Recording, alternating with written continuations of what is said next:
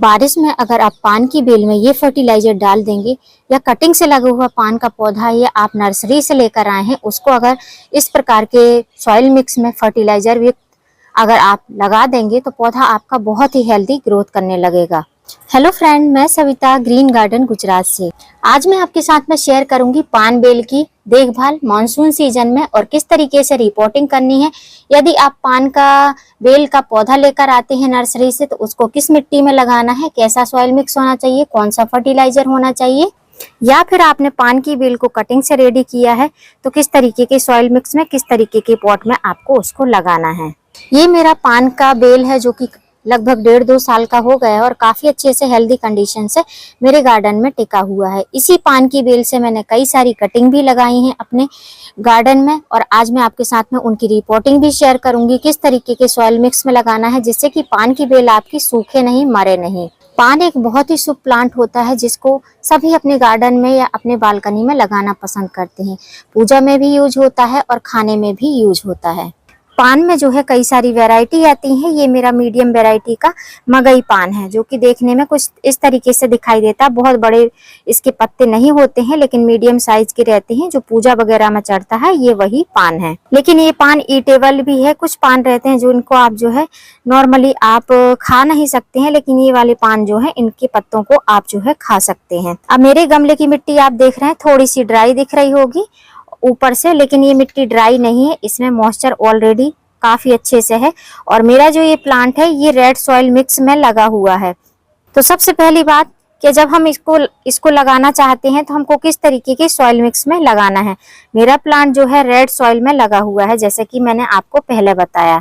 तो ये जब मैं नर्सरी से लेकर आई थी तो छोटे से पॉली बैग में लाई थी जो कि 20-30 रुपए में जो प्लांट मिलते हैं, छोटे छोटे से पॉली बैग रहते हैं, उसी में था और एक ही ब्रांच इसमें थी।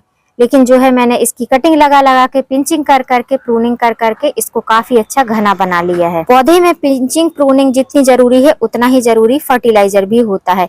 आप कोई भी पौधा हो, पत्तियोंदार पौधा हो, फूलोंदार पौधा हो या वेजिटेबल प्लांट हो, उनमें सब में अगर आप पिंचिंग करते हैं उसके साथ साथ में अगर आप अपने पौधे की केयर करते हैं, मतलब कि उसमें फर्टिलाइजर देते हैं, अच्छा सॉइल मिक्स बनाते हैं, अच्छा प्लांटर देते हैं जिसमें पानी स्टोर ना हो, तो प्लांट जो है आपका बहुत हेल्दी ग्रोथ करता है। तो उसी तरीके से पान की बेल भी होती है। पान की बेल जो रहती है उसको मॉइस्चर पसंद है लेकिन चिपचिपी मिट्टी बिल्कुल भी पसंद नहीं है। तो जैसा कि मैं बोल रही थी कि किस तरीके के सॉइल मिक्स में लगाना है, तो सॉइल मिक्स में आपको बता देती हूँ। उसी तरीके से अगर आप अपनी पान की बेल को लगाएंगे तो जो लोग बोलते हैं कि हमारे गार्डन में पान की बेल बहुत ज्यादा दिनों तक नहीं टिकती है, तो बहुत आसानी से जिस तरीके से मेरे पान की बेल काफी अच्छे से रफली चलती रहती है ओपन टेरेस पे, उसी तरीके से आपकी भी चलेगी। फ्रेंड्स, आप यहाँ पर देख रहे हैं सॉइल है, मतलब कि गार्डन की सॉइल, जो हमारे गमलों की मिट्टी रहती है उसको बोलते हैं गार्डन सॉइल।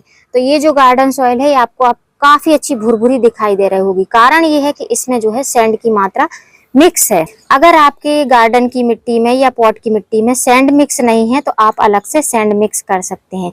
मतलब कि 60% गार्डन सॉइल होनी चाहिए हमारी नॉर्मल मिट्टी और 40% जो है इसमें सैंड होना चाहिए, जो कि हमारे जो कंस्ट्रक्शन सैंड रहता है जिसको बोलते हैं बदरपुर सैंड, जो रेड कलर की ऑरेंज शेड में रहती है जिससे प्लास्टर वगैरह होता है, वो वाली सैंड आप मिक्स कर सकते हैं।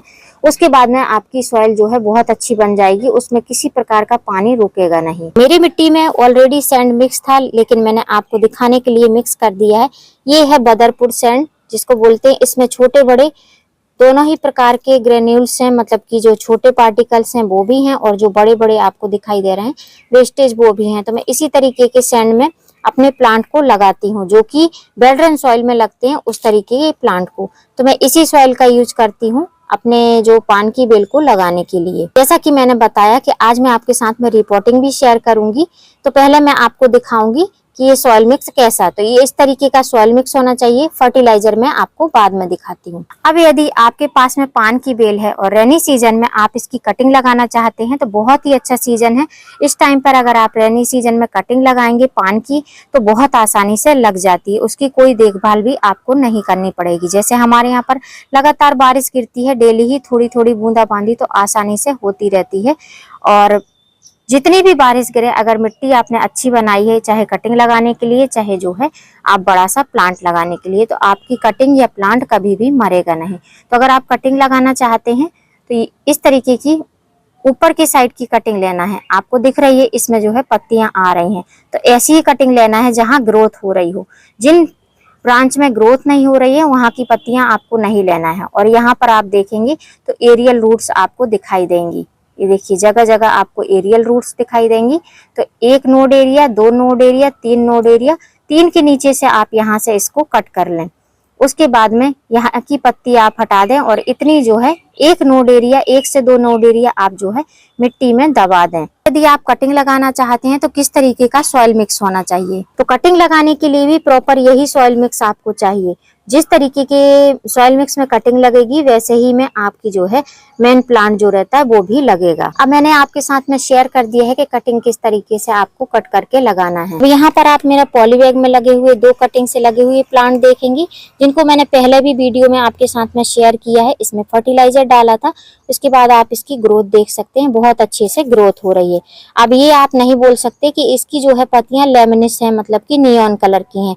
तो हमारे यहाँ पर बिल्कुल भी धूप अभी हो नहीं रही है और बारिश लगातार हो रही है, इसलिए इस तरीके से न्यू पत्तियां आपको इसी तरीके से दिखाई देंगी।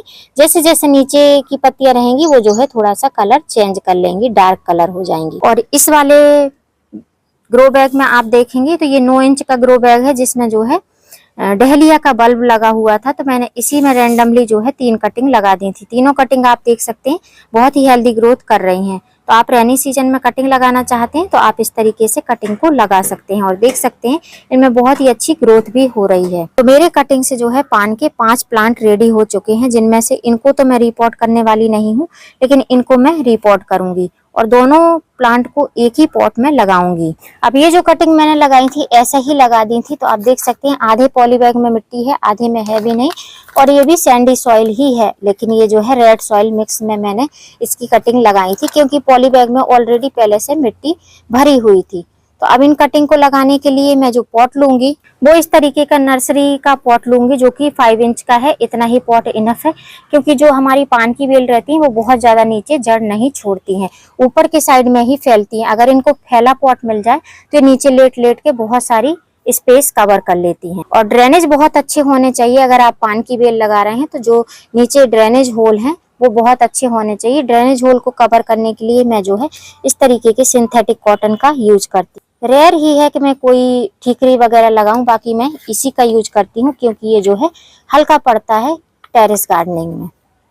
तो ये हमारा पॉट रेडी हो चुका है और ये है वो सॉइल मिक्स जो हमको रेडी करना है। अब इसमें हमको फर्टिलाइजर मिलाने हैं। फर्टिलाइजर मिलाने के पहले मैं आपको बता दूं कि ये एक पत्तियोंदार पौधा है, तो इसको अगर आप नाइट्रोजन युक्त फर्टिलाइजर देंगे, मतलब इसमें ग्रोथ ही होती है, इसमें किसी प्रकार की फ्लावरिंग नहीं आती है। तो नाइट्रोजन युक्त अगर आप फर्टिलाइजर देना चाहते हैं तो यहाँ पर आप देख रहे हैं ये है चाय पत्ती, जो कि ऑर्गेनिक वे में नाइट्रोजन का बहुत अच्छा स्रोत है। तो हम लगभग 2 टेबल स्पून के करीब इसमें जो है चाय पत्ती लेंगे। अब जब हमने चाय पत्ती का यूज किया है तो बहुत से लोगों का क्वेश्चन रहेगा कि लगातार बारिश गिर रही है तो चाय पत्ती से फंगस तो नहीं लगेगा। तो फंगस से बचने के लिए हम साफ का यूज करेंगे, जो कि साफ का फंजीसाइड होता है। अगर आपके पास में साफ का फंजीसाइड नहीं है, ट्राइकोडर्मा है, या जो है आपके पास में ये भी नहीं है, तो आप जो है हल्दी पाउडर का यूज कर सकते हैं। तो मैंने लगभग 1 टेबल स्पून से थोड़ा सा कम इसमें मिला दिया। अब आपको जो लग रहा है कि ये पत्तियां बहुत ज्यादा लेमिनिस दिखाई दे रही हैं, तो अगर आपको ऐसा कोई शंका लगती है तो आप जो है इसमें इन पत्तियों को हरा और चमकदार बनाए रखने के लिए एप्सम सॉल्ट का यूज करें। एप्सम सॉल्ट जो है मैग्नीशियम सल्फेट रहता है, जो कि हमारे पौधों में ग्रीनरी बना के रखता है, पत्तियों में चमक बना के रखता है। मिक्स करने के पहले आप एक चीज और मिलाएं इसमें, जो है ये नीम खली। नीम खली हमारे पौधों में जो है रूटिंग हार्मोन का भी काम करती है, कीड़े मकोड़ों से भी बचाती है हमारे पौधे की मिट्टी को, और जो है हमारे पौधों की जड़ों को मजबूत बना के रखती है। अब इनको सबको हम मिक्स कर लेंगे। सॉइल मिक्स जो है मिक्स हो चुका है। अब इसमें हम इस सॉइल मिक्स को फिल करेंगे। तो उतना ही फिल करना है कि जो हमारा पॉली बैग है ये अच्छे से सेट हो पाए, तो उतनी ही हमको इसमें मिट्टी भरना है। तो यहाँ पर आप देख रहे हैं इतने में हमारा सॉइल मिक्स आ चुका है, और इसको सॉइल मिक्स को हम अच्छे से टैप टैप कर देंगे। तो अब हम जो है इसको निकालेंगे पॉली बैग से। तो आराम से निकालना है, रूट बॉल जो है टूटना नहीं चाहिए। देख सकते हैं इस तरीके से रूट बॉल को बचाते हुए मैंने इसको निकाल लिया है। और देख सकते हैं नीचे बहुत सारी रूट्स बन रही हैं, व्हाइट रूट्स बहुत अच्छे से बन रही हैं, मतलब कि हमारी जो कटिंग है बहुत अच्छे से ग्रोथ कर रही है। लेकिन कटिंग को हम थोड़ा सा और ऊपर करेंगे, इसके लिए जो है हम इसमें और थोड़ा सा सॉइल मिक्स डाल देंगे